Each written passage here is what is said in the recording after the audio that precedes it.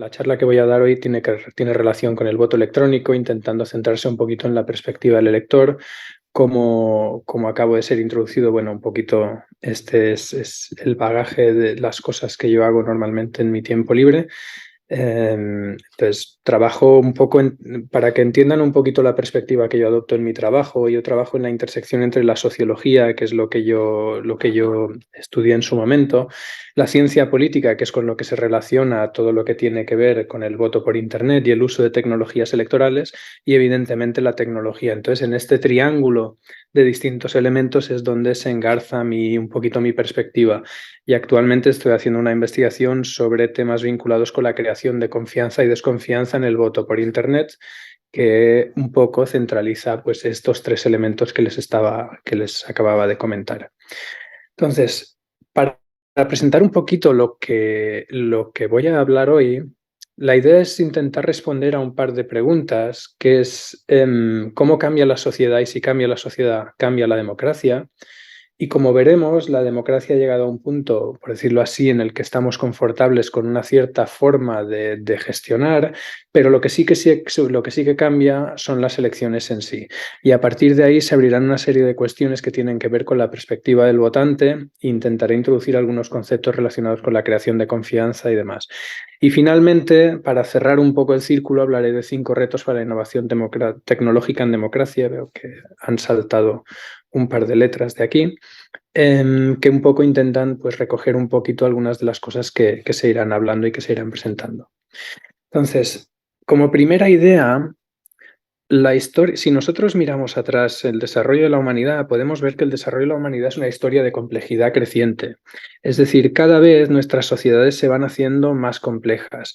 La economista venezolana Carlota Pérez, por ejemplo, nos presenta 5 revoluciones tecnológicas y cada revolución tecnológica ha dado un paso o un salto a un nivel de la sociedad en que la sociedad funciona de manera distinta y funciona de manera más compleja y relaciona la complejidad con el uso de determinadas tecnologías. Cada salto tecnológico nos abre la puerta a un nuevo nivel de complejidad porque permite el desarrollo de una serie de nuevas actividades, la apertura de ciertos sectores de mercado, etc. Entonces, si vamos viendo en esta lista de las 5 revoluciones tecnológicas que plantea Carlota Pérez, ahora estaríamos en la última, que sería la que empieza a partir de los años 70 con el desarrollo de las tecnologías de las comunicaciones. Incluso podríamos hablar de que se está dando una sexta revolución tecnológica en el sentido de que las tecnologías de comunicación están dando un salto hacia el vincularse con el mundo offline. O sea, por decirlo de alguna manera, en un primer momento la lógica de las comunicaciones fue que todo pasaba al mundo en red. Y ahora estamos viendo cómo el mundo red está volviendo al mundo offline para vincular los dos mundos de una forma mucho más directa, con formas relacionadas con los impactos, por ejemplo, de la inteligencia artificial o de algunas de estas cosas sobre nuestra vida en el día a día. Entonces, como decíamos, cada revolución implica una transformación en la forma de producción, en la forma en la que se crea, se genera la riqueza, y ello implica un aumento de la complejidad inherente a nuestras sociedades. ¿Por qué pongo esto como primer punto?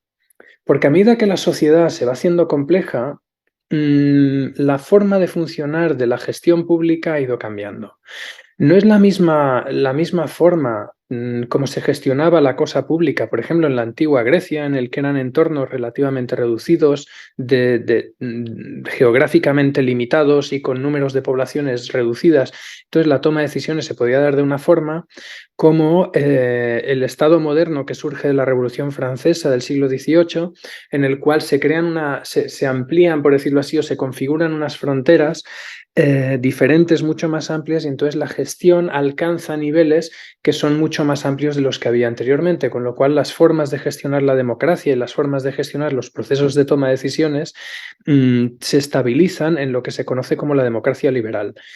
Hoy en día, en el mundo en el que vivimos, en el que las fronteras, por decirlo así, se están distorsionando entre el mundo offline y el mundo online, entre los distintos tipos de niveles de gestión pública, el nivel local, el nivel nacional, el nivel internacional, cada vez hay más interacciones entre todas ellas y tal. Entonces, muchas veces nos planteamos la pregunta si la forma de toma de decisiones que nos servía en el siglo XVIII sigue siendo válida para algunos de los retos que llevan nuestras sociedades actuales. Hasta la fecha, la forma de funcionar de la democracia no ha cambiado, es decir, nosotros nos basamos en una serie de principios que son los que rigen la democracia liberal: la libertad de asociación, el acceso a fuentes de información alternativas. Uy, esto tendría que estar al revés.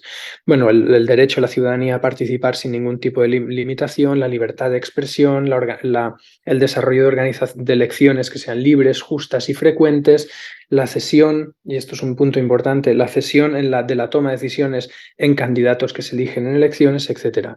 Hay una serie de principios de la democracia liberal que están muy consolidados en nuestra forma de entender cómo debe funcionar un país democrático, unas elecciones democráticas. Y sobre todo nos resulta muy fácil entender cómo no debe funcionar un sistema que no se considere democrático.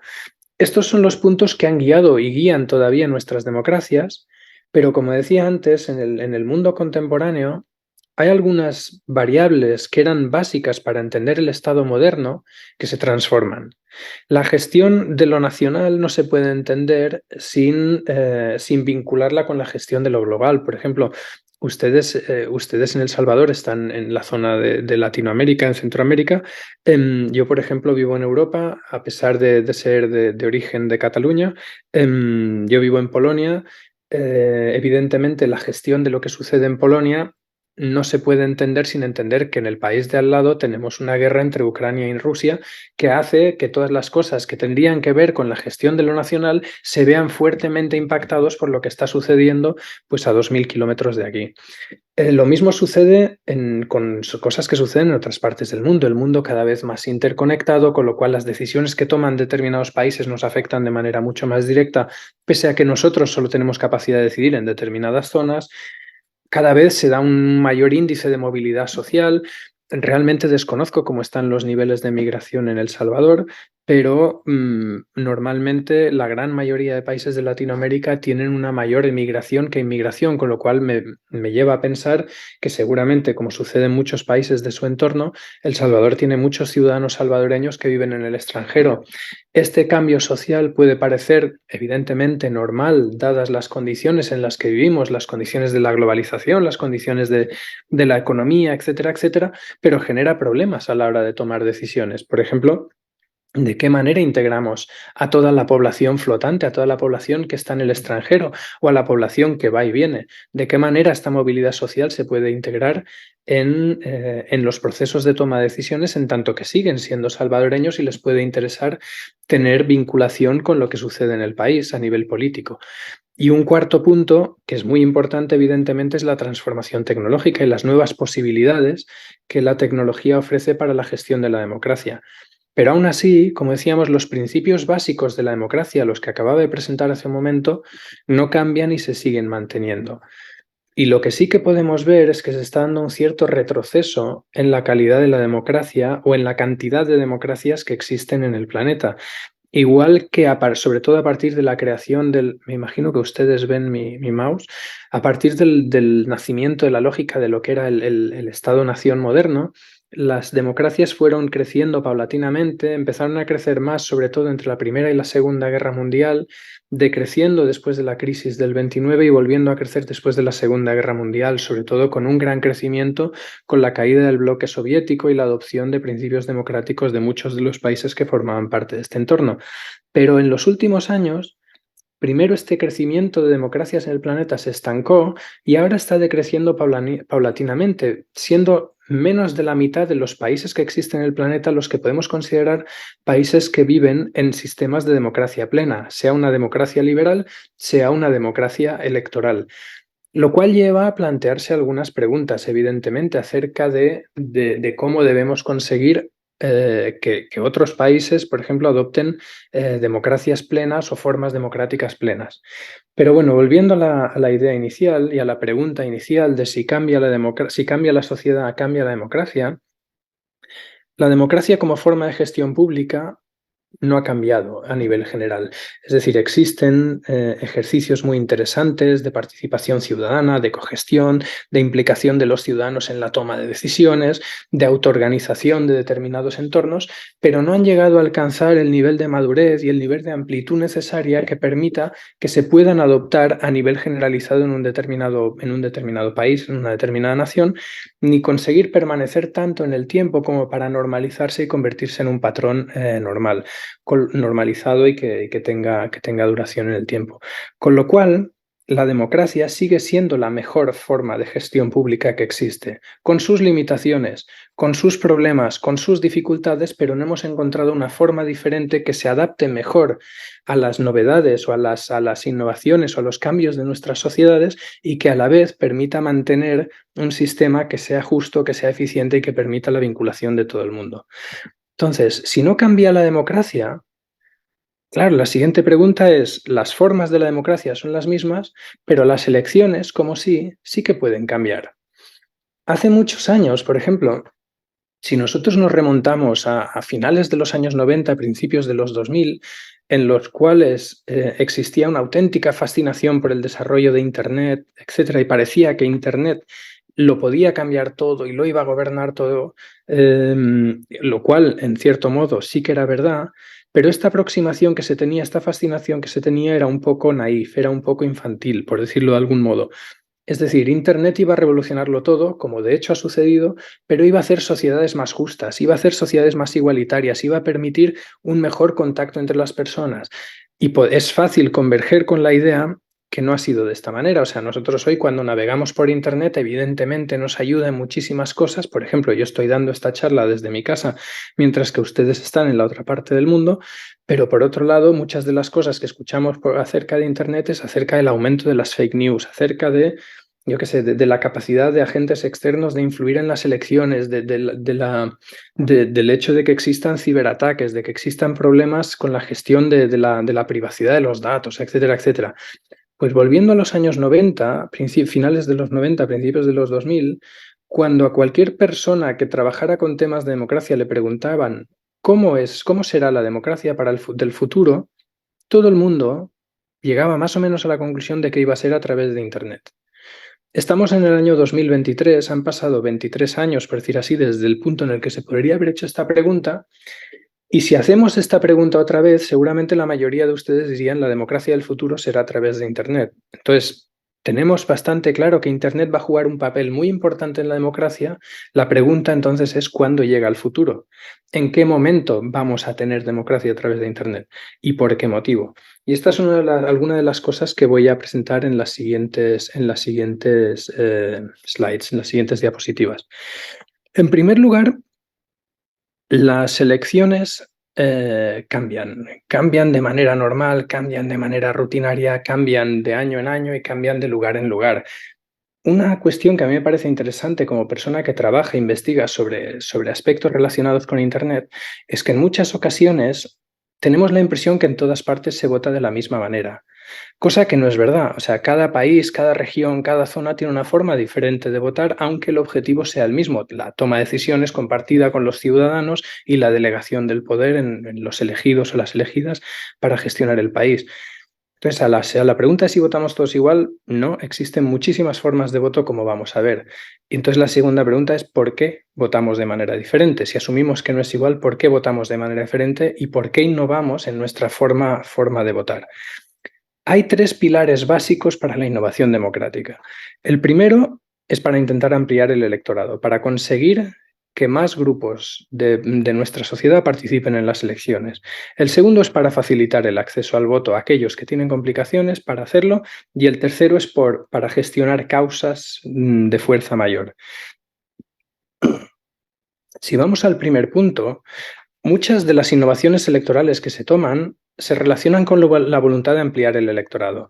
En primer lugar, de forma legal. Es decir, si nosotros vamos a las elecciones que se daban en los Estados Unidos, por ejemplo, en los años 30, en los años 20, podríamos ver que el sufragio no era universal, que era un sufragio sectorial en el cual había determinados colectivos o el género, o normalmente las mujeres no podían acceder al voto, con lo cual era un sufragio universal masculino.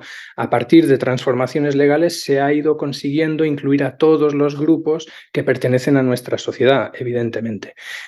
Un segundo modelo, una segunda forma de ampliar el electorado es mediante la tecnología, por ejemplo, facilitando la accesibilidad.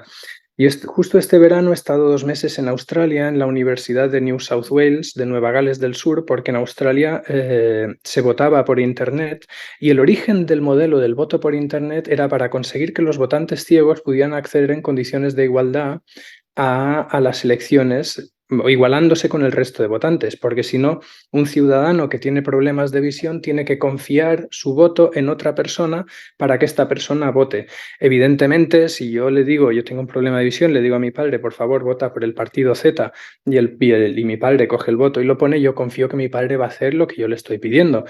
Pero no deja de ser una forma de voto delegado en el que yo le estoy dando a otra persona la confianza y la autoridad para votar en mi lugar, cosa que el resto de votantes no hacen. Entonces, por ejemplo, en Australia, mediante tecnología, en la zona de Nueva Gales del Sur, pues se intentaba utilizar el voto por Internet para conseguir que los votantes con dificultades visuales pues pudieran tener el mismo derecho y la misma autonomía que otros votantes para votar de manera independiente. Entonces, la tecnología como una forma de ampliar la accesibilidad o facilitar la accesibilidad de aquellas personas que no pueden. Otra parte otro motivo importante para la innovación electoral se relaciona con la intención de hacer el voto más fácil para mantener la participación elevada. Hay algunos países en los cuales la participación es obligatoria, con lo cual los esfuerzos no se dan por mantener la participación elevada, sino por conseguir que todo el mundo pueda votar. Pero en los países en los que la participación es voluntaria, en algunos momentos, sobre todo a partir de la década de los 90 y principios de los 2000, se tenía mucho miedo, por decirlo así, que la participación se estaba reduciendo paulatinamente y la gente se estaba acomodando democráticamente, con lo cual ya no participaban con la misma ilusión que al principio, etcétera, etcétera, y la de la participación iba bajando paulatinamente. Una forma que siempre se había intentado plantear de qué manera podemos conseguir que la gente vuelva a votar es hacerlo cada vez más fácil. Por ejemplo, incluyendo sistemas de voto por correo, ampliando el tiempo del voto y creando sistemas de voto avanzado en el cual uno pueda depositar su voto durante la semana previa a las elecciones, cambiando la circunscripción electoral de tal manera que yo vivo en una ciudad pero pueda votar en otra porque el registro sea único, con lo cual si yo estoy de viaje en otra parte del país, pues todavía pueda ejercer mi derecho al voto. O sea, segundo motivo de innovación electoral es intentar conseguir que el voto sea más fácil, lo que en inglés se llama el convenience. O cambiando la forma de ejercer el voto. Vuelve aquí la tecnología a estar encima de la mesa. O sea, hay distintas formas de votar. Se puede votar introduciendo una papeleta en una urna, que es la forma más normal y más extendida alrededor del mundo, pero también se puede votar por Internet, se puede votar de otras maneras y hay países que tienen sistemas de voto cedido. Por ejemplo, si yo sé que no voy a estar en las elecciones el día, la jornada electoral, pues le puedo ceder el derecho a voto a otra persona para que vote en mi lugar. Entonces, cambiando la forma de ejercer el voto es otra forma de innovar en democracia. Existen, me imagino que esto no se ve muy bien porque hay mucha información en esta diapositiva, me disculpo por ello, pero existen muchísimas formas de votar. O sea, estamos ahora haciendo una investigación con unos compañeros en el que hemos llegado a recoger hasta 24 formas diferentes de votar que existen en distintos países, como por ejemplo votar por teléfono, votar por SMS, votar... ¿cómo se llama? Drive-through voting, que sería como cuando uno va a recoger comida para llevar y pasa con el coche y hay una persona que saca una urna, uno introduce el voto y sigue conduciendo con el coche. Voto avanzado, voto por correo, voto por fax, incluso en algunos lugares. Y hay muchas formas diferentes de introducir un voto, con lo cual formas de innovación democrática existen muchísimas. Pero aún así, como decía al principio, hay una tercera forma, un tercer argumento importante que explica por qué se innova en democracia y es para resolver problemas prácticos. O sea, para intentar mantener a la gente vinculada en las elecciones resolviendo problemas que tengan que ver con cosas que van más allá de la voluntad de las personas de participar. Por ejemplo, en Suiza, me imagino que tienen nociones de la democracia de Suiza. Suiza es un país en el que se vota mucho. No se vota únicamente en las elecciones, pero 4 veces al año se convocan referéndums en el país en el cual la ciudadanía está invitada a dar su opinión sobre temas importantes que atañen al país, temas variopintos, temas muy diversos. Con lo cual, 4 veces al año toda la ciudadanía está invitada a votar. ¿Qué sucede? Que esto tiene mucha tradición en el país, esto se hacía ya muchos años, porque es un país que tiene muchas montañas y muchos valles, y entonces cada valle estaba un poco desconectado del valle de al lado, entonces para mantener la unidad en la toma de decisiones había que crear sistemas que permitieran que todas las personas pudieran votar y su opinión fuera recogida. Entonces Suiza es el primer país en el que hace ya muchos años se introdujo el voto postal como forma de conseguir que todo el mundo pudiera seguir estando incluido en el proceso de toma de decisiones. Otros países, como por ejemplo sus vecinos de bastante más al sur, en Brasil, como tiene una democracia muy grande en el que en Brasil el voto es obligatorio y hay muchas personas que son llamadas a votar en un periodo corto de tiempo, la gestión electoral era muy complicada. Entonces, por ejemplo, se introdujo un sistema de voto electrónico con máquinas de voto en el colegio electoral, lo cual los hace diferentes del voto por Internet, lo cual facilitaba muchísimo la gestión de las elecciones, porque permitía que los votos se recogieran de forma electrónica y el recuento se hiciera de manera automática, con lo cual no hacía falta estar esperando a que todo el mundo pudiera contar pues todas las papeletas de todas las partes del país, con lo cual la toma de decisión o el anuncio de quién ha ganado las elecciones se alargaría muchísimo. Y precisamente acelerar el momento, o sea, recortar la distancia en la cual se termina la jornada electoral y se anuncia el ganador es uno de los elementos principales que permite mantener la estabilidad política. Porque si nosotros votamos hoy y los resultados no se anuncian hasta dentro de 2 semanas, la cantidad de teorías conspiranoicas que pueden pueden aparecer en la opinión pública en estas 2 semanas es increíblemente grande, con lo cual interesa recortar como máximo posible la distancia entre el momento en el que termina la jornada electoral y el momento en el que se anuncia el ganador, porque eso garantiza estabilidad política al país y reduce la incertidumbre en la sociedad. Entonces, introducir un sistema de voto electrónico, por ejemplo, en Brasil, que como he dicho es una democracia de tamaño grande, permite reducir esta distancia y mantener la paz social, cosa que no siempre sucede, como pudimos ver en las últimas elecciones de Brasil. Un tercer motivo, y esto es una historia curiosa, antes luego hablaremos de otro ejemplo del voto por Internet, pero una historia curiosa acerca de Groenlandia, que es un país que, como ustedes saben, pues está permanentemente nevado, y es un país que está muy al norte, en el que hace mucho frío, una isla, bueno, no es un país porque pertenece a Dinamarca, pero tiene su propio sistema político, con lo cual tiene su propia constitución y organizan sus propias elecciones. Y en la constitución de Groenlandia se estipula que todos los votos deben contarse en la capital del país, que es una ciudad, no recuerdo el nombre, pero está, si ven mi ratón, está aquí abajo. Es una ciudad que es la ciudad más grande del país, que tampoco no es un país que sea muy habitado, pero todos los votos tienen que contarse aquí. Y existen distintas zonas normalmente que están habitadas que suelen estar en la costa. Entonces, ¿qué sucede? Que cuando termina la jornada electoral, todos los votos tienen que concentrarse aquí para que se recuenten en un punto único y se anuncie el ganador. Y la Constitución estipula que el ganador debe ser anunciado 24 horas después del final de la jornada electoral. ¿Qué sucede? Que hubo una ocasión en la cual el helicóptero con el cual se transportan los votos se estropeó y para no tener un problema constitucional en el país tuvieron que crear un sistema en el cual una carreta con perros cruzara medio país y se juntara con otra carreta con perros para recoger los votos y devolverlos aquí para que pudieran llegar a tiempo. Ello puso muchas dudas al gobierno groenlandés para intentar conseguir, o sea, para plantearse de qué manera podemos conseguir que esto se reduzca, o sea, que este problema no vuelva a aparecer, y estaban estudiando introducir sistemas de voto por Internet. En el fondo es más que nada una curiosidad, pero no deja de responder a la lógica de cómo la necesidad muchas veces nos lleva a plantearnos alternativas para conseguir aquello que está estipulado en nuestra Constitución o que permite mantener la calidad de nuestra democracia. En otros casos, las innovaciones tienen que ver con la extrema necesidad en casos complejos o complicados, como por ejemplo sucedió no hace mucho con la pandemia de COVID, que ponía encima de la mesa problemas de gestión política importantes, porque muchos países tenían que hacer elecciones en el momento en el que la pandemia estaba en el auge, con lo cual, ¿de qué manera podemos gestionar esto? O sea, invitamos a los ciudadanos a ir a votar con el riesgo médico que ello supone, o intentamos montar sistemas paralelos de voto que permitan que la gente siga participando y no tengamos que prorrogar periodos políticos, lo cual es democráticamente complejo. Entonces, ¿cuál es nuestra prioridad? ¿Mantener la calidad de la democracia o la salud de los ciudadanos? Y entonces ello llevó a cuestionarse en muchos países, por ejemplo, otra vez, introducir sistemas de voto por Internet, o lo que está sucediendo en Ucrania ahora mismo. Más allá del el problema evidente de la invasión rusa, Ucrania tiene que celebrar elecciones el año que viene.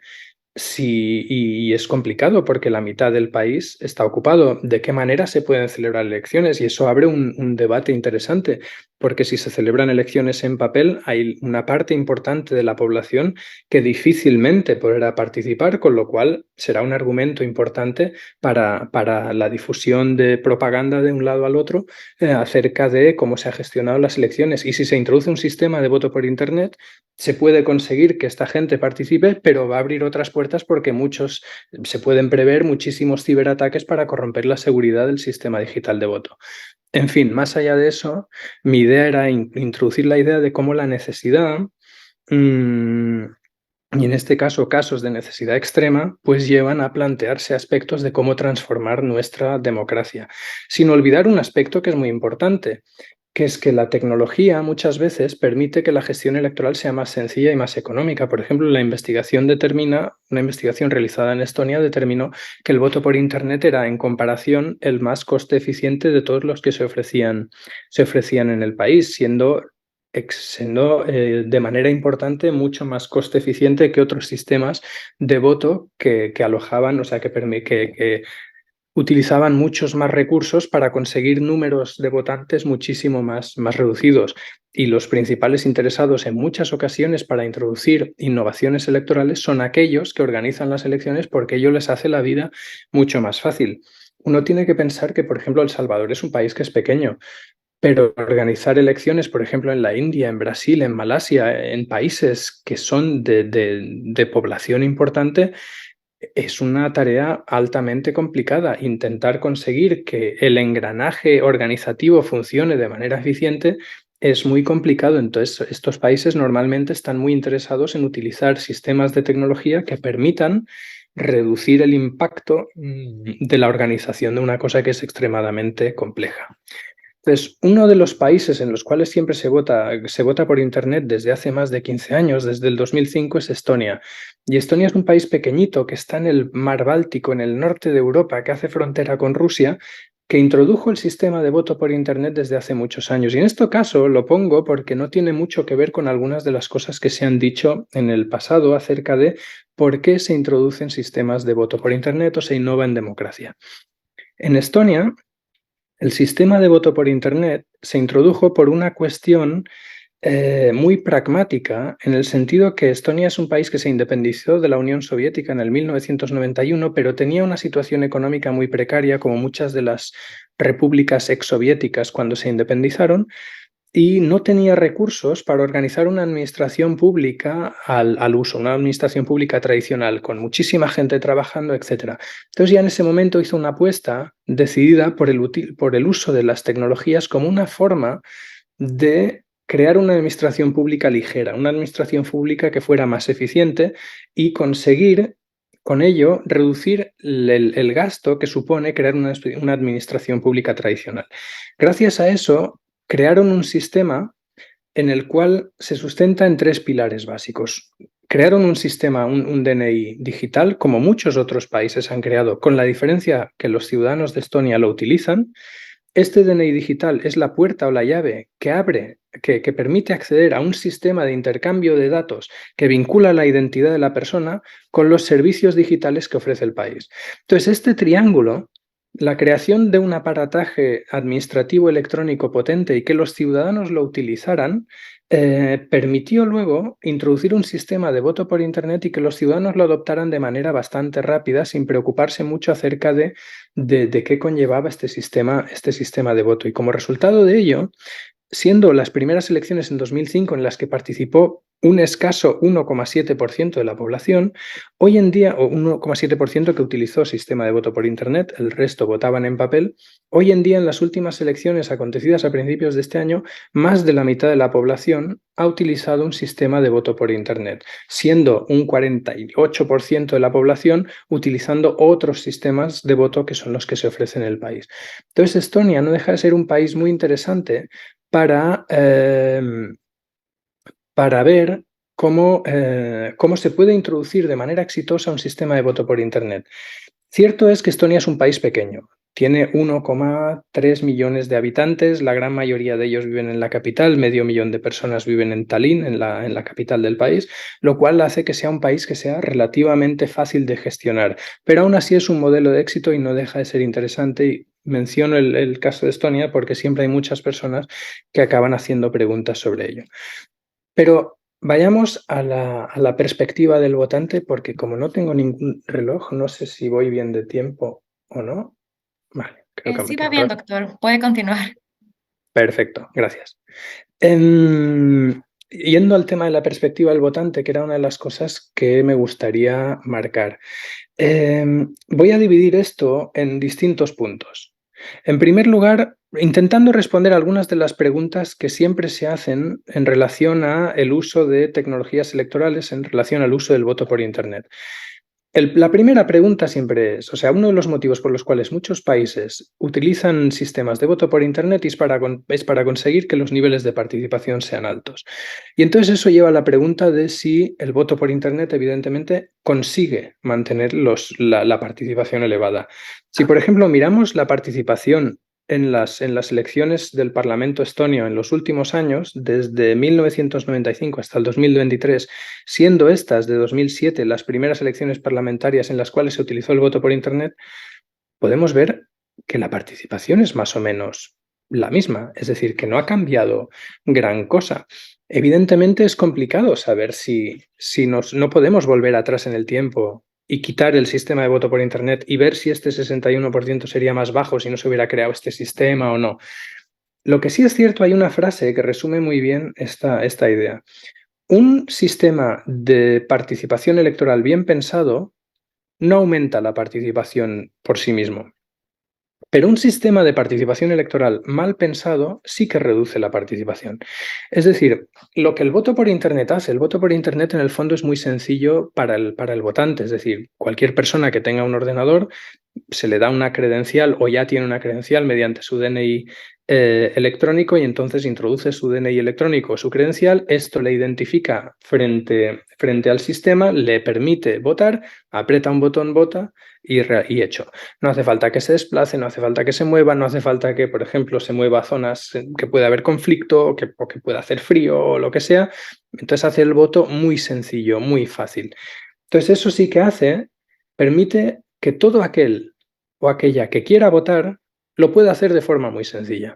Por eso decía que un sistema de voto mal pensado sí que hace que el voto, sí que reduce la participación, y el voto por Internet permite mantener la participación elevada en aquellos sistemas de voto que son complejos, como por ejemplo sucede en para el voto de los expatriados. La investigación ha demostrado, no únicamente el trabajo del profesor Micha German, sino muchas otras investigaciones que se han hecho, que para el caso de los expatriados, los votantes que viven en el extranjero, el voto por Internet sí que permite incrementar la participación, porque es un sistema de voto que normalmente es complicado, porque requiere que el ciudadano activamente tome una serie de decisiones y realice una serie de pasos para conseguir ejercer su derecho al voto. Mientras que un sistema de voto por Internet facilita muchísimo el trabajo que el ciudadano tiene que hacer para ejercer su derecho. Yo, por ejemplo, como tengo ciudadanía española, con lo cual yo estoy invitado a votar en todas las elecciones españolas, vivo en el extranjero. El sistema de voto, desde el extranjero para las elecciones españolas es muy complejo y muy desmotivador, con lo cual hay niveles de participación que rozan un miserable 7 y 8% cada vez que hay elecciones. Y ello se debe a que el sistema es un sistema de voto rogado, con lo cual es el ciudadano el que tiene que dirigirse a la embajada a pedir pedir que le den o sea, que le activen el derecho al voto. Entonces el Estado le manda los votos, tiene que mandarlos otra vez de vuelta por correo, con lo cual hay una serie de acciones que hay que realizar. Los sistemas de voto por Internet normalmente se realizan basados en una lógica en la cual hay un registro de votantes y todo el registro de votantes tiene automáticamente garantizado el derecho a voto, lo pida o no, con lo cual lo único que tiene que hacer el votante es activar su sistema mediante, como he dicho antes, la introducción de sus credenciales y ello le pone como ciudadano activo y a partir de ahí puede votar. Entonces, en este caso, el voto por Internet lo que hace es facilitar mucho la participación, pero ello no significa que de manera automática vaya a incrementarla, porque tiene que haber una voluntad del ciudadano o la ciudadana de participar. Entonces hay algunas investigaciones que han demostrado, por ejemplo, que es más importante el nivel de crispación política para mantener una participación elevada o la percepción ciudadana de que va a ir de muy pocos votos que gobierne una o que gobierne otro, y ello es lo que hace que la participación se incremente y el voto por Internet, una vez más, lo único que hace es hacerlo más fácil. Entonces, ¿cambia el voto por Internet los niveles de participación? Depende. Ayuda a mantenerlos elevados, pero la participación está mucho más determinada por la voluntad de la ciudadanía de tomar parte en las elecciones. La segunda cuestión es la cuestión de la comodidad. O sea, el voto por Internet y la lógica de la innovación electoral lo que intenta hacer muchas veces es hacer el voto cada vez más sencillo y más fácil para todo el mundo. Entonces, si estamos intentando hacer el voto muy fácil y la población sigue sin votar, claro, eso acaba abriendo la pregunta. Aquí la pregunta es un poco provocativa, no es precisamente lo que yo pienso, pero la pregunta es si somos una sociedad de gandules, de holgazanes, o que los sistemas de voto son realmente complicados.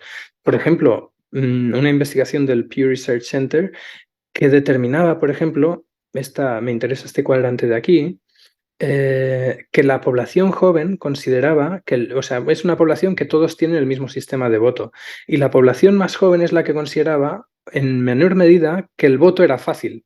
Mientras que la población de mayor edad, 65 y más, eran los que consideraban que el voto que tenían era un voto sencillo, era un voto que no era complicado. Lo cual desafía la lógica de cómo funciona nuestra sociedad, ¿verdad? Porque normalmente las personas de mayor edad son los que uno podría presuponer que la movilidad necesaria para ir a la urna y votar, etcétera, etcétera, les podría suponer un problema, cosa que normalmente se intenta que no sea así porque los espacios para el voto suelen estar bastante gestionados de forma que todo el mundo pueda llegar sin ningún problema. Pero sorprende que precisamente las poblaciones más jóvenes fueran los que pensaran que el sistema de voto era complejo y complicado, lo cual nos lleva a pensar que hay una cosa que tiene más que ver con los valores de la ciudadanía, pero aún así, o sea, que esto vincularía más con la lógica de que nos estamos igual convirtiendo en una sociedad un poco más holgazana de lo que era anteriormente.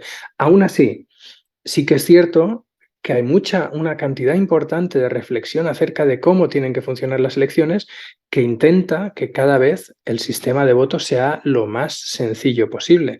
Por ejemplo, reduciendo los pasos que hay que hacer para ejercer el voto. Por ejemplo, introduciendo formas de voto diferentes. Como decía, que pasas con el coche y votas sin tener que salir del coche. Introducir espacios o urnas móviles de voto, con lo cual las personas solo tengan que ir y depositar su voto, por ejemplo, voto por correo en urnas móviles que luego se mandan ya a los sistemas de voto, a los espacios donde se recuenta el voto. Sistemas de voto, por ejemplo, en el cual la papeleta electoral se puede imprimir desde casa y no hace falta ni tan siquiera desplazarse a ningún lugar o esperar que la administración nos mande las papeletas. O sea, hay muchas formas de conseguir mediante tecnología que el voto sea más eficiente y genere más comodidad a los ciudadanos. Esto se vincula con la cuestión anterior, o sea, con intentar mantener los niveles de participación altos, sobre todo intentando mantener aquellas porciones de la población que consideren que el sistema es más complicado o que tengan motivos reales para considerar que el sistema es complicado. Por ejemplo, personas con algunas disminuciones, discapacidades físicas que no les permitan ejercer el voto de la misma manera que a los demás. Entonces, desde la perspectiva del votante, hay muchas investigaciones que, por ejemplo, se han hecho en los Estados Unidos, que en cada rincón de los Estados Unidos se vota de una manera diferente. Investigaciones acerca de, por ejemplo, cómo afecta la distancia a la que uno se encuentra del colegio electoral, cómo se relaciona esto con la probabilidad de que esta persona vote. Y se demostraba que, evidentemente, como más lejos está del colegio electoral, pues más más alto es el nivel de abstención de la población, aún así, evidentemente, marcado por muchas otras variables, como la más importante de ellas, la voluntad de participar en las elecciones o la involvement político, la voluntad o el interés político del ciudadano en participar en las elecciones. Otra pregunta que normalmente se hace desde la lógica de la introducción de voto por Internet o de tecnología electoral es qué impacto tiene la introducción de esto en los resultados electorales. Por ejemplo, en Estonia, cuando se introdujo el voto por Internet, había muchos partidos, sobre todo los partidos más conservadores, que tienden a pensar que su participación o sus miembros suelen ser de mayor edad, que tenían miedo que la introducción del voto por Internet lo que hiciera fuera alterar la proporción de personas que participan en las elecciones, atraer a mucha más población joven y con lo cual ellos o ellas podían ver reducido su espacio electoral. Los datos que se han hecho demuestran precisamente lo contrario. O sea, los datos que hay en Estonia demuestran cómo efectivamente al principio la población que tenía más conocimiento acerca del funcionamiento de la tecnología eran aquellos que se sintieron más atraídos para la utilización del voto por Internet, pero con el paso de las elecciones, el voto por Internet ha calado con mucha fuerza en poblaciones de mayor edad, precisamente por lo que decíamos aquí, por la lógica de que sea más fácil ejercer el voto y no tener ni tan siquiera que salir de casa para poder votar.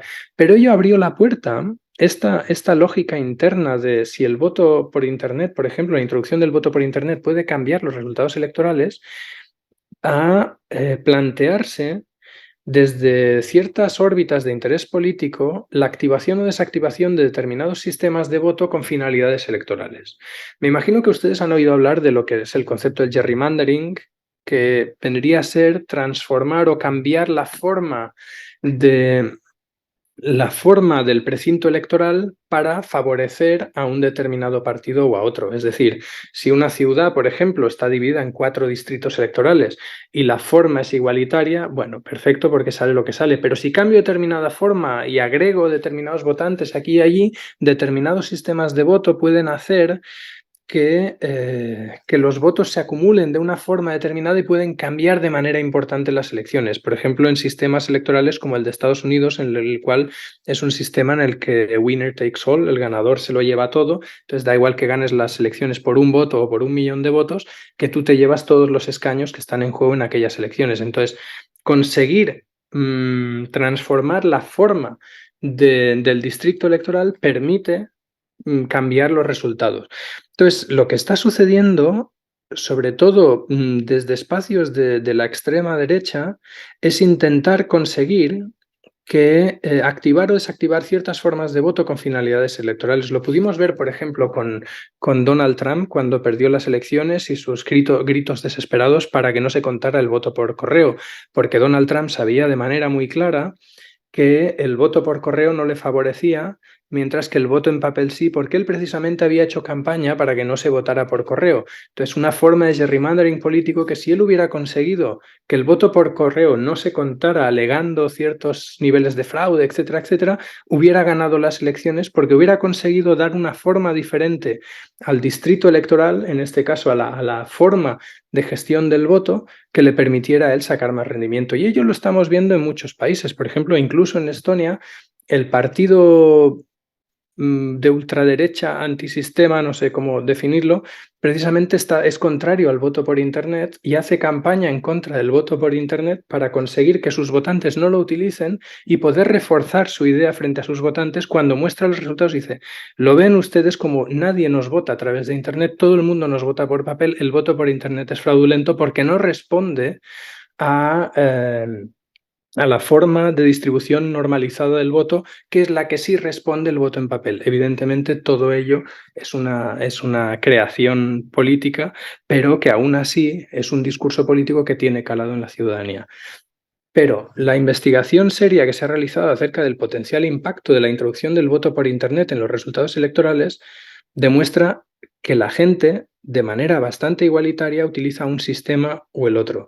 En el caso de Estonia, como decíamos, vengo a el ejemplo de Estonia porque es el que conozco mejor porque estuve trabajando y viviendo ahí durante 4 años. Como podemos ver, la mitad de la población está votando a través de Internet y más del 40% vota a través de Internet ya desde hace unos cuantos años, esta cantidad de población es muy representativa respecto de cómo funciona la sociedad y realmente no incluye diferencias más allá de aquellos partidos que intentan crear esta diferencia entre el voto por Internet y el voto por papel, con lo cual no altera los resultados, no altera los resultados electorales. Más que nada porque, como he dicho antes, lo que hace el voto por Internet es facilitar el voto a aquellos que quieran votar. Y aquellos que no quieren votar no necesariamente van a tener más voluntad de votar porque exista un sistema de voto por Internet. Último punto del que me gustaría hablar, vinculado con la perspectiva del votante, y es la cuestión de la confianza. Muchos de los discursos que se están adoptando ahora mismo sobre temas de innovación electoral tienen que ver con procesos de creación de confianza o de desconfianza.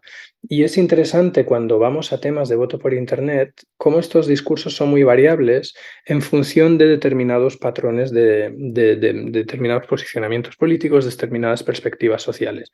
Por ejemplo, en muchos países, o sea, primero vamos a hablar de la doble naturaleza de la confianza en la tecnología. La confianza en la tecnología tiene dos patas, básicamente. La primera es confiar que la tecnología va a proveer los resultados que esperamos, es decir, un voto por Internet lo que va a hacer es que yo aprieto el botón y ello da un voto, con lo cual yo confío que el sistema tecnológicamente funcione bien y me permita pues que mi voto se grabe, o sea, se mande al colegio electoral de la forma que yo quiero. Y el segundo es la confianza en la naturaleza de la tecnología, porque cada tecnología en el fondo es una construcción sociotécnica, es una construcción sociocultural. Hay una idea previa de qué es lo que pretendemos conseguir con la adopción y el uso de determinada tecnología. Con lo cual, ello abre la puerta a muchas otras ideas, como por ejemplo, pues yo qué sé, lo que dicen algunos partidos, que el uso de tecnología electoral lo que hace es facilitar que el partido gobernante pues cambie los votos o pone en riesgo que otros determinados actores pues, puedan transformar los resultados electorales, etcétera, etcétera. Entonces hay dos patas. Una es la pata que tiene que ver con la mejora del proceso democrático introduciendo tecnología. Por ejemplo, hay muchos países de África. El otro día hablaba con una amiga que es observadora electoral y estaba en Zimbabue y comentaba que precisamente había habido un problema a nivel de, o sea, el país después de las elecciones estaba. La situación se había puesto complicada y tensa precisamente porque la oposición no aceptaba el resultado, porque había habido lo que, bueno, no sé si en su país se entenderá de la misma manera, lo que en español se llamaría un pucherazo, es decir, que alguien había puesto más votos para un determinado partido y los resultados no eran del todo fiables. Entonces, claro, con un sistema tecnológico bien hecho, un sistema de voto por Internet bien hecho, esto no puede suceder. A no ser que alguien tenga acceso al sistema y lo introduzca desde dentro, tal, pero es muy complicado porque suele haber bastantes salvaguardas que permiten que esto no suceda. Y si sucede es muy fácil detectarlo precisamente porque la tecnología permite grabar los distintos pasos que se han dado y se puede saber, por ejemplo, si de repente han entrado 1.500 votos a un determinado votante en un determinado momento, ello ya enciende todas las alarmas de que está habiendo un proceso de corrupción electoral. Pero precisamente en muchos países, por ejemplo, se plantea el uso de tecnología porque la tecnología puede hacer que el sistema funcione de manera eficiente, de manera más rápida, de manera más segura. Por otro lado, en otros muchos lugares, el mismo uso de la tecnología abre la puerta a muchas otras ideas o a muchas otras discusiones que van mucho más allá de la técnica y que tienen que ver con lo que decía antes, que el gobierno mete mano en el sistema y ello hace que siempre ganen ellos, que transforma los resultados electorales, etcétera, etcétera. Entonces, la cuestión de la confianza, cuando hablamos del votante y cuando hablamos de la lógica del voto por Internet, es muy interesante y tiene muchas aristas abiertas y precisamente ello quedó demostrado, como decía antes, con los mensajes en Twitter o ahora X de Donald Trump pidiendo que se dejara de contar el voto por correo, etcétera, etcétera. En este caso, claro, es un caso extremo porque normalmente no es el presidente de un país el que está criticando el sistema de voto que le llevó a ser presidente. Suele ser gente que está en la oposición y gente que suele tener poca capacidad de ganar las elecciones porque suelen ser discursos bastante minoritarios. Aún así, hemos podido ver cómo últimamente no solo Donald Trump, sino también Bolsonaro utilizaban este argumento para criticar los resultados electorales en dos países. Bolsonaro criticaba también el uso del voto electrónico en Brasil como una forma de justificar que hubieran perdido las elecciones. En fin, todo esto era para decir que la cuestión de la confianza está muy viva cuando nosotros estamos hablando de los votantes y de la utilización de tecnología, porque merece la pena prestar mucha atención a todo lo que tiene que ver con los procesos de creación de confianza en la tecnología para todo lo que tiene que ver con tecnología electoral. El último punto del que quería hablar, y creo que vamos bastante bien de tiempo. Muy bien de tiempo, muy bien. Gracias. Quería concluir con únicamente 5 ideas o 5 retos que tienen que ver con la innovación tecnológica en la democracia. Primero, y muchas de estas cosas no las he hablado, pero será una forma rápida de cerrar el círculo. No hay soluciones simples a problemas complejos. Muchas veces hay muchos países, muchas organizaciones de gestión electoral sí, que se plantean, bueno, podríamos introducir voto por Internet en el país porque así conseguiríamos, yo que sé, que la gente participe más, vincular a la gente que vota en el extranjero, etcétera. Es complicado introducir un sistema de voto por Internet. No es tan sencillo como vamos a introducir ahora un ordenador y a través de esto vamos a crear una página web y la gente pueda votar. Es complicado, requiere tiempo, requiere recursos, requiere evidentemente sistemas de ciberseguridad para conseguir pues, que no venga gente y meta mano en el sistema y cambie los resultados electorales, con lo cual es complicado y cualquier transformación en el proceso electoral, aunque no tenga que ver con la introducción del voto por Internet, cualquier otra introducción de cambios en el sistema electoral, son complicados, llevan tiempo y merecen mucha atención y hay que hacerlas bastante antes que lleguen las elecciones. Por ejemplo, en el país en el que yo vivo, en Polonia, durante la pandemia intentó hacer unas elecciones que fueran solo por correo y fracasaron absolutamente. Tuvieron que cancelar las elecciones y volver a convocarlas al cabo de 3 meses porque no habían conseguido crear la estructura necesaria para crear unas elecciones totalmente por correo. Segunda idea, no funciona igual el mismo sistema en todas partes. El sistema, por ejemplo, que funciona en Estonia no tiene por qué necesariamente funcionar en otro país. Existe un trasfondo cultural, un trasfondo organizativo que hay que tener en cuenta cuando se introduce un sistema de voto por Internet. Incluso desde la lógica de los ciudadanos, desde la lógica del votante, no tiene por qué ser acogido de la misma manera un sistema en dos partes, por ejemplo, en dos puntos diferentes. Por ejemplo, en Estados Unidos, si se introduce un sistema de voto por Internet, va a generar muchísima controversia porque automáticamente van a salir discursos que dicen que determinado país está metiendo mano en el sistema para alterar los resultados electorales, sea o no sea verdad.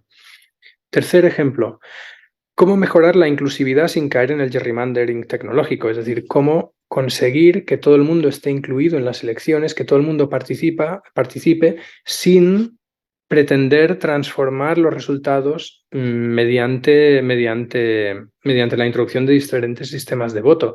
Como decíamos, determinadas personas pueden sentirse atraídas por determinados sistemas de voto, con lo cual, o por lo menos a nivel discursivo de determinados partidos políticos, existe la pretensión de que eso es así. Desde una óptica puramente de mejora de la calidad de la democracia, lo que hay que pretender es buscar la inclusividad máxima. No que gane un partido o que gane otro, con lo cual la perspectiva tiene que ser mucho más amplia y tiene que ser también inclusiva a nivel político. Todos los partidos tienen que estar de acuerdo en que esta es una buena cosa para la democracia, más allá de pensar si les va a beneficiar o no, lo cual evidentemente a veces es complicado. Cuarto punto, la dificultad en la toma de decisiones en la introducción de sistemas de voto por Internet. Muchas veces, cuando se introduce un sistema de voto por Internet o cuando se plantea introducir un sistema de voto por Internet, la dificultad no es técnica, la técnica existe, la dificultad no es organizativa, las cosas llevan tiempo pero se pueden organizar. La dificultad muchas veces es convencer a la persona que está capacitada para tomar esta decisión. Porque la decisión de introducir, por ejemplo, un sistema de voto por Internet es compleja y es complicada y puede tener un efecto boomerang importante en caso que no funcione bien. Si un sistema de voto por Internet funciona bien, no va a suceder gran cosa. Es decir, se van a hacer las elecciones, va a continuar la democracia funcionando, pero si funciona mal, la persona que ha tomado la decisión de introducir un sistema de voto por Internet puede dar por terminada su carrera política e institucional, porque le va a caer el peso de la población encima criticando que no era el momento, que no era la forma, etcétera, etcétera. Y el último punto es que la confianza en el sistema es un factor clave. Países que tienen altos niveles de desconfianza en las organizaciones de gestión electoral, no es muy aconsejable que se planteen introducir sistemas de voto por Internet porque no van a conseguir generar confianza en el entorno. Por ejemplo, sí, por ejemplo, Rusia tiene un sistema de voto por Internet y no genera mucha confianza que ello sirva para mejorar la calidad democrática del país. Entonces es únicamente un ejemplo. Estos 5 puntos creo que son importantes a tener en cuenta cuando nos planteamos sistemas de innovación tecnológica que tienen que ver con la democracia. Y dicho esto, esta era mi última diapositiva. A partir de ahí, abierto a contestar sus preguntas. Y en caso que tengan cualquier duda o quieran consultarme, aquí está mi correo y contento de recibir sus preguntas. Muchas gracias, David. La verdad es que, como siempre, muy claro y muy fluido. Hay varias preguntas, pero quizás quiero empezar con una que es un poco operativa antes de que quite la presentación.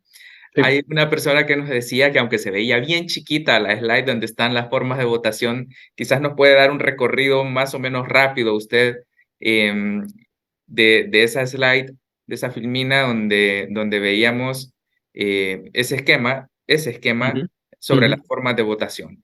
Quizás nos Sí, puede dar un recorrido rápido sobre sí. cuáles son las que se están usando en el mundo.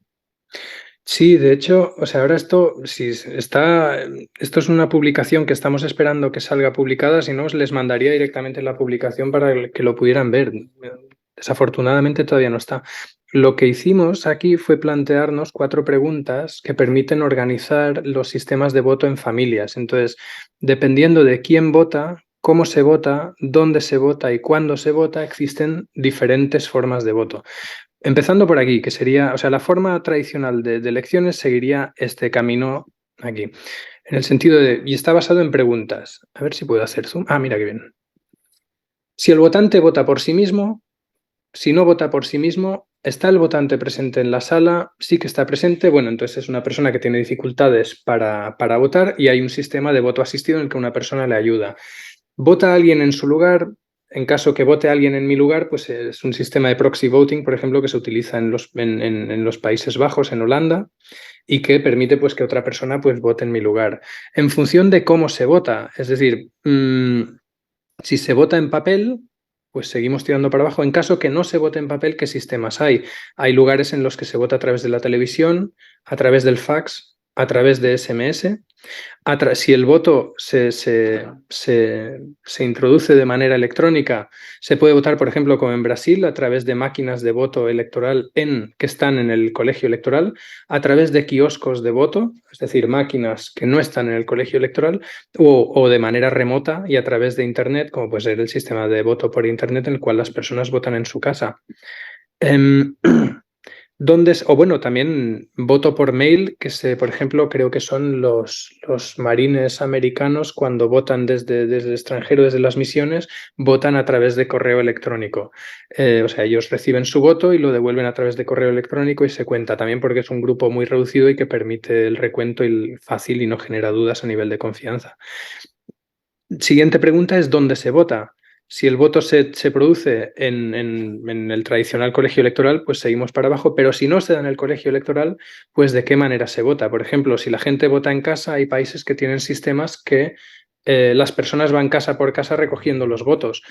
Si se vota a través del coche, lo que decía, se vota a través de pasar por el colegio electoral sin salir. Si se vota en instituciones en las cuales las personas están cerradas, por ejemplo, hospitales, prisiones, voto en misiones diplomáticas. Si se vota en un espacio que, no siendo un colegio electoral, dispone de sistemas de seguridad. Si se vota, a ver dónde estamos, aquí. Si se vota en persona, aunque sea antes del día, o si se vota en distintos lugares, o por ejemplo sistemas de absent voting, Que era cuando la persona no está presente, pero aún así puede depositar su voto en avanzado y luego este voto se cuenta más tarde. Voto postal en el cual yo no tengo que registrarme o voto postal en el cual yo tengo que registrarme para ejercer mi derecho al voto. Y finalmente, en función de cuándo se vota, o sea, si se vota en el mismo día electoral, si se vota con un espacio electoral más amplio, hay países que lo llaman weekend voting en vez de jornada electoral todo el fin de semana, si se vota un voto provisional, que es un voto de aquellas personas que pueden votar, o sea, que votan sin saber si tienen derecho a voto. Hay una urna especial en algunos países para personas que no se sabe y ellos no saben si están registrados o no. Votan y una vez pueden confirmar que están registrados, entonces su voto es introducido en el voto normal, y países en los cuales las personas se pueden se pueden registrar en el mismo día en el cual las elecciones tienen lugar y una vez están registrados, pues pueden votar.